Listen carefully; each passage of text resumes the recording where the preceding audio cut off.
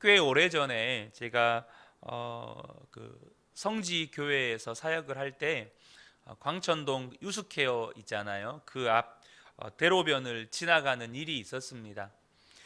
그때 어떤 노조에서 그곳에서 이렇게 도로 한 켠을 점령하고 이렇게 시위를 하고 있었는데요. 노조에서는 이제 회사를 상대로 무언가를 이렇게 요구하고 있지 않겠습니까? 그런데 그 요구를 이제 확성기에 대면서 이제 요구 사항들을 이야기를 할 때 그 확성기에다가 큰 소리로 정말 입에 담기 어려운 여러 그 쌍욕이라고 하죠. 그런 욕들을 하는 겁니다. 그런데 그 길거리에는 많은 행인들이 지나다니고 있었어요. 어린아이부터 노인들까지 다양한 행인들이 지나다니고 있었는데 그 확성기를 통해서 울려 퍼지는 욕의 향연이라고 해야 될까요? 절로 인상이 찌푸려지는 겁니다. 그분들의 요구가 아무리 정당하다 할지라도 제 귀에는 요구는 안 들리고 욕만 들리더라고요. 그들의 요구는 그들이 내뱉은 욕들에 다 묻혀버리는 겁니다. 그러니까 지나가는 행인들도 어떤 분들은 그렇게 욕을 하는 모습을 보면서 이렇게 한 소리씩 하시는 겁니다. 우리가 세상을 살아갈 때요, 정말 세상이 악한 세상이라는 것을 느낄 때가 참 많습니다. 그리고 또한 그런 악한 사람들을 직간접적으로 우리가 대하게 되죠. 그때 우리가 어떤 포지션, 어떤 위치를 취해야 할까요? 나도 같이 화를 내고 또 그 사람들을 향해서 원망하고 저주해야 할까요? 그런데 우리가 정말로 명심해야 할 것이 하나 있는데요. 우리가 그렇게 하다가 우리 마음에 원망하고 불평하고 또 저주하고 그렇게 하다가 우리 자신도 악한 자와 똑같이 변해버릴 수 있다는 사실입니다. 내 마음이 그 악한 영에 사로잡힐 수 있게 된다는 것이죠. 우리가 악한 세상에서 악한 사람들을 만나고 또 그 사람들로부터 어떤 억울하고 정말 마음에 상처받는 일을 당하게 될 때 어떻게 믿는 사람으로서 반응해야 하느냐는 거죠. 오늘 본문에 다윗은 악한 자로부터 말할 수 없는 고통을 겪고 하나님께 울부짖는 기도를 하고 있습니다. 제가 표준 세번역으로 읽어 드릴 건데요. 1절과 2절을 보면 반석이신 나의 주님, 내가 주께 부르짖으니 귀를 막고 계시지 마십시오. 주님께서 입을 다무시면 내가 무덤으로 내려가는 사람같이 될까 두렵기만 합니다. 주님의 지성소를 바라보며 두 손을 치켜들고 주님께 부르짖을 때에 나의 예원하는 소리를 들어주십시오. 지금 다윗은 거의 책망조로 하나님께 기도를 합니다. 그러니까 하나님, 이 약한 세상 안 보이십니까? 제발 가만히 좀 계시지 마십시오. 지금 내 애원하는 소리 안 들리십니까? 제발 기도에 응답 좀 해주십시오. 이렇게 지금 다윗은 하는 겁니다. 그러나 우리가 조심해야 될 것이 그러다가 악한 자에 대해서 속상해하고 탄식하고 원망하다가 우리의 심령이 메말라지고 강팍해지는 일이 생긴다는 거예요. 4절과 5절을 보면 그들의 행위와 그 악한 행실을 따라 그들에게 고스란히 갚아 주십시오. 그들이 한 대로 그들에게 갚아 주십시오. 그들이 받을 벌을 그들에게 되돌려 주십시오. 주님께서 하신 놀라운 일들을 대수롭지 않게 여기고 손수하신 일들을 하찮게 여기는 그들을 다시는 일어서지 못하게 멸하십시오. 그러니까 다윗의 기도 안에도 지금 다윗의 마음이 강팍해지고 메말라지는 그런 모습들을 우리가 볼 수 있는 거죠. 제가 대학교에 다닐 때 한참 신천지가 대학교 안에서 광주권 또 호남권에 있는 이 대학교 안에서 강력하게 세를 확장시켜 갈 때였습니다. 그래서 이것을 알게 되었고 그러다가 기독학생 연합회와 연계가 되어서 이것의 어떤 실상과 또 그들의 어떤 피해 사례들을 대학교 안에 알리는 이런 사역을 1년 정도 섬기게 되었습니다. 당시 기도학생회 연합회 회장이었던 이 형제와 또 제가 다니고 있던 과 조교 선생님이 또 호남신학대학교 출신이셨는데 저희 과 대학원을 다니시면서 저희 과 조교로 이렇게 섬기고 계셨습니다. 이제 그분과 함께 또 몇몇 학생들과 함께 팀 사역을 했는데, 문제는 이 일을 하다 보면 이제 이것을 전체적으로 주도하던 이 기도학생 연합회 회장이었던 형제가 신천지로부터 여러 건의 이제 고소를 당하게 되었습니다. 그렇게 신천지의 악함과 또 이 사이비성을 알리는 사역을 하는 동안 문제는 이 회장 형제의 마음이 악에 바치게 되었다는 겁니다. 여러 차례 어떤 재판을 해야 되는 상황, 또 수없이 많은 어떤 그들의 악함을 보면서 그들의 악함을 알리는 이 일을 할 때 이 마음이 강팍해지고 메말라져 버리는 거예요. 그러다가 함께 모였는데 우리를 지도해 주시고 도우시는 이 조교 선생님이 문득 이야기를 하면서 그런 말씀을 하셨어요.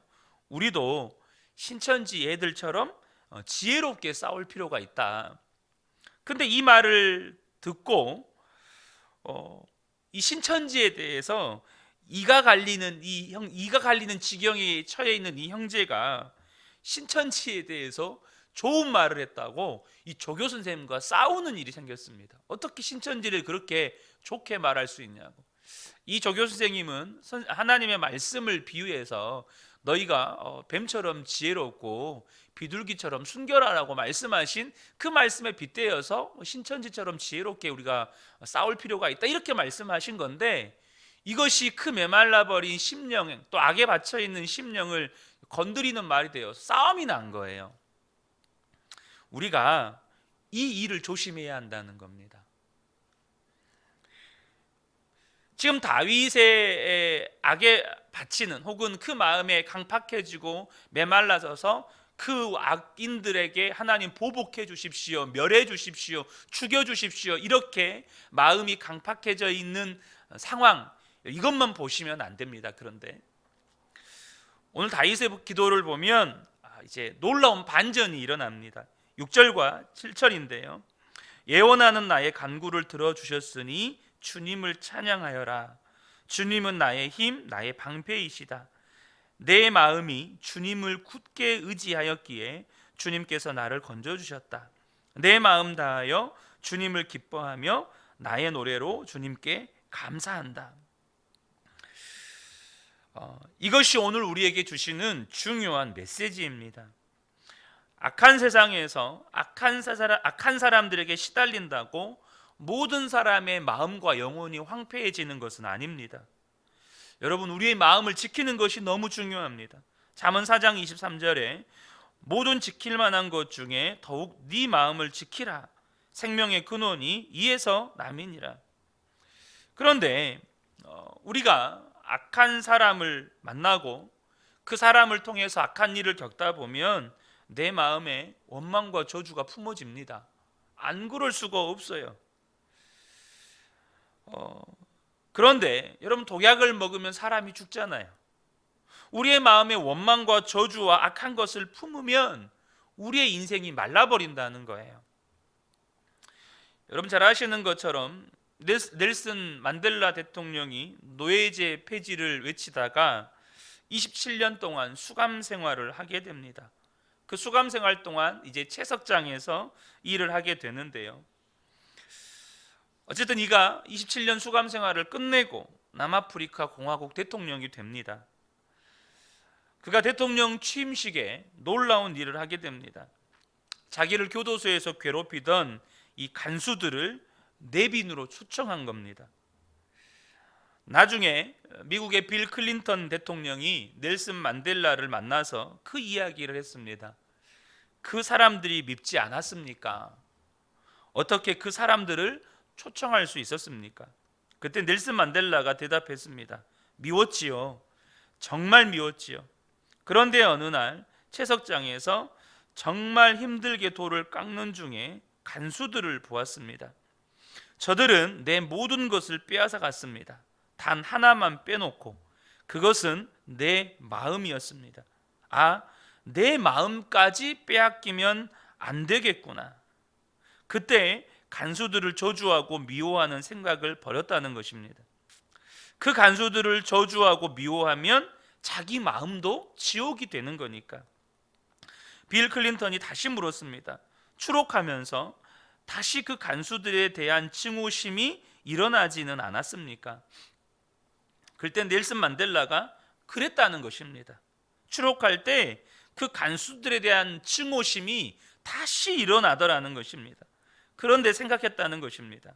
이제 내가 자유인이 되었는데 내가 간수들을 증오하면 내 마음만큼은 여전히 감옥 속에 있는 거잖아. 그래서 그가 사람들을 저주하려는 마음, 미워하는 마음을 완전히 버렸다는 것이에요. 그래서 취임식 때 내빈 자리에 그 간수들을 초청해서 앉게 했다는 것입니다. 우리가 이 세상에서 악한 일을 만나고 악한 사람들을 만날 때 조심해야 될 것이 그 악이 내 마음을 지배할 수 있다는 거예요. 그 사람들을 미워하고 원망하고 저주하다가 내 마음이 그들을 닮을 수 있다는 것입니다. 그 사람들을 미워하면 내 얼굴이 그 사람 얼굴을 닮을 수 있어요. 그 억울한 일, 그 원망하는 그 일을 묵사하고 품고 있으면 내 마음도 악으로 가득 차게 된다는 것이죠. 다윗은 악한 자들로부터 말할 수 없이 오랜 세월을 시달리면서 마음을 지킬 수 있었습니다. 마음이 완악해지지 않았다는 거예요. 심지어 나중에 나누겠지만 다윗의 시에는 악인들을 향한 말할 수 없는 원망과 저주의 시가 있습니다. 어떤 분들은 그것을 보고 다윗이 이런 기도를 했으니까 나도 이런 기도를 해야겠구나. 물론 그런 기도 할 수 있겠죠. 그런데 여러분, 다윗이 그 시를 기록해 놓은 것이 그런 원망과 마음을 품었다는 것을 보여주려고 하나님께서 그 시를 거기에다가 기록하게 해 놓으셨을까요? 여러분, 그 과정을 통해서 다윗이 어떻게 변해 갔는지를 보셔야 합니다. 과정의 한 토막을 보고 그것을 결론 지어서 나도 이렇게 살아도 되겠구나, 이렇게 결론 지으면 안 된다는 거예요.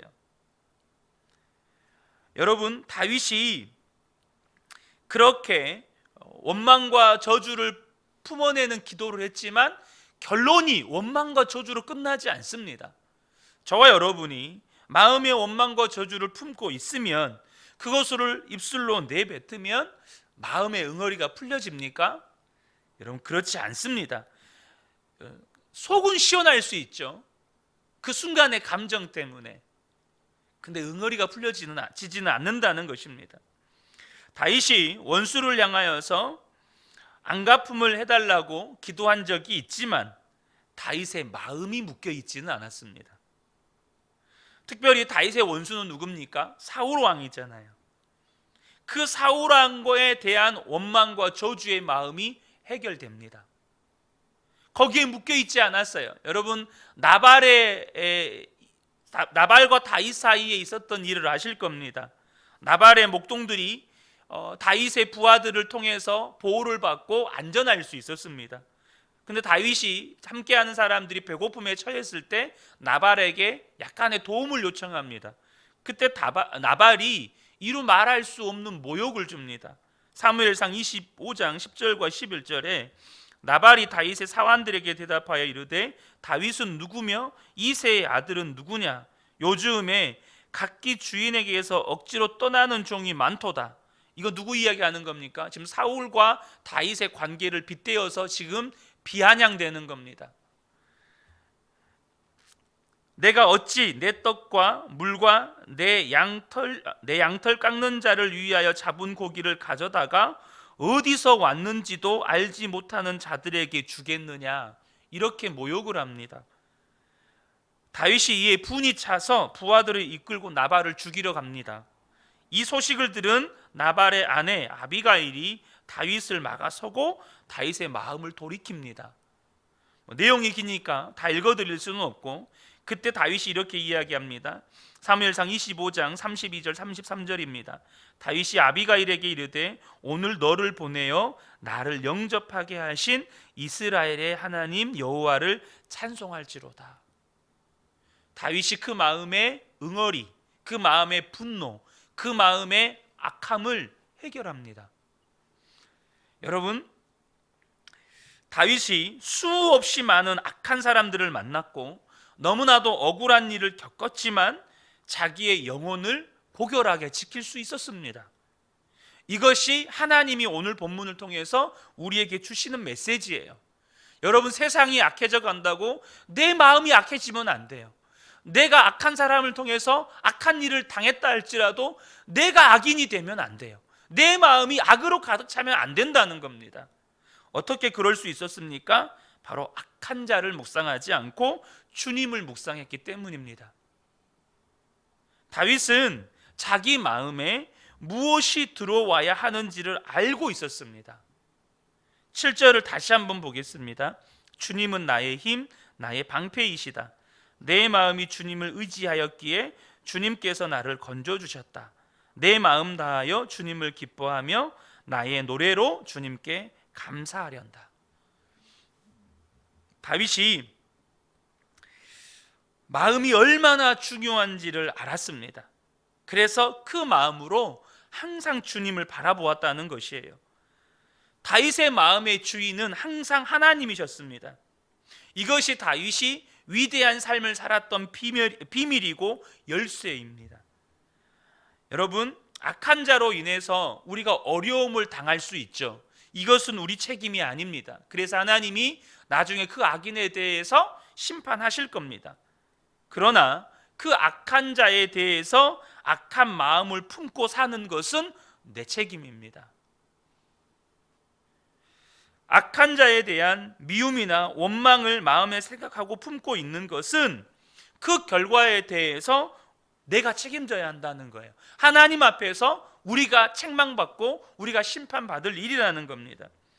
넬슨 만델라가 마음을 고결하게 지킬 수 있었기 때문에 27년 옥살이를 하고 나와서 더 위대한 일을 할 수 있었던 겁니다.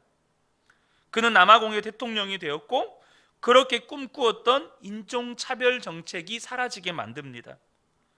사람인데 어떻게 그럴 수 있습니까?